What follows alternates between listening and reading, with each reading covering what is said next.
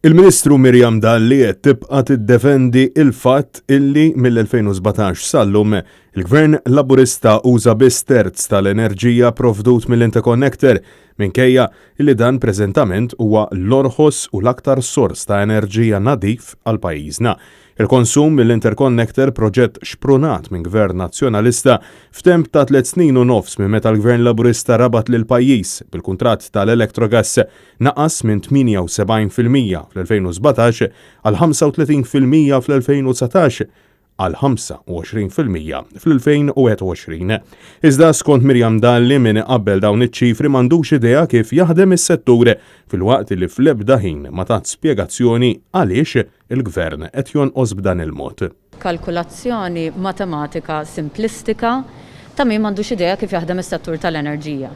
Aktar kmieni din il-ġimgħa l-kellim tal-Partit Nazzjonalista l-Enerġija Ryan Kallus spjega bir-reqqa l-impatt negattiv li kellu l-impjant tal-Electrogas fuq l-Interconnector. Jekk fi 15-il xahar tlifna 10 miljuni u f'dak il-perjodu l-Interconnector kienet jintuża b'51%, immaġinaw kemm il-miljuni iktar ħlejna fil-perjodu 2018, 19 u 20 meta l-Interconnector ma kienx qed jaħdem b'50% fil-perjodu meta investiga l-Awditur Ġenerali, is-sitwazzjoni wara l-investiga l-Awditur Ġenerali jar.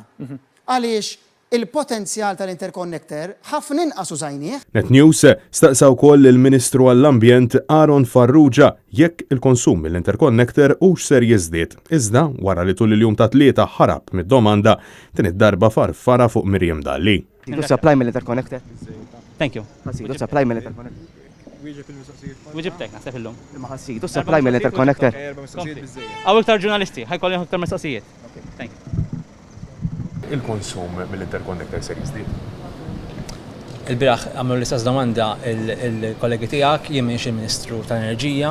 Dan id-diskors il-Ministri responsabbli minn dan il-qasam tal-Enerġija u l-Ambjent huma kommessi li l-poplu Malti jibqa' jħallas aktar miljuni ta' euro f'kontijiet ta' dawlu l-ilma b'sors illi mhux l-orħos għall-but tal-Maltin u l-Awċin.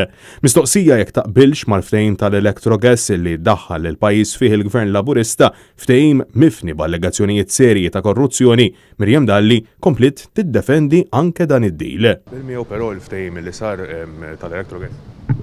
Pajjiżna għandu bżonn id-diversifikazzjoni tas-sorsi. Dan kollu ntqal wara konferenza tal-aħbarijiet fejn ġiet imnedija konsultazzjoni pubblika sabiex jitnaqqas it-tniġġis fl-arja fil-Gżejjer Maltin, obbligazzjoni imposta bi ftehim mal-qbija tal-pajjiżi dinjija kemm fil-ftehim ta' Pariġi flimkien mal-istrateġija tal-Unjoni Ewropea u man-Nazzjonijiet Uniti. Miri illi jridu jintlaħqu sal-2050 fosthom illi l-emissjonijiet fil-pajjiż jitnaqsu b'19%. Fost diversi wedit hemm illi sa 9 snin oħra l-vetturi elettriċi fit-toroq Maltin jiżdiedu sa 65,000. Weda li l-poplu Malti u Awċi ilu jisma' madankollu sa Marzu tal-2021 dawn il-vetturi kienu jilaħqu biss ftit aktar minn 6,900. Nkollu jikkontrasta ferm ma dak li qed naraw preżentament madwar pajjiżna, papel wieħed wara l-ieħor minn bost entitajiet non-governattivi sabiex il-Gvern Laburista ma jibqax għaddej romblu minn fuq l-ambjent Malti għad-detriment tal-ġenerazzjonijiet futuri. Dan fil-waqt li sallum hawn aktar minn 200 proġett li qed jinħadem f'daqqa, bil-konsegwenza li inevitabilment tiżdied il-konġestjoni ta' traffiku u għar minn hekk it-tniġġis fl-arja. Iżda b'dan kollu l-Ministru tal-Ambjent jidher li jinsab komdu.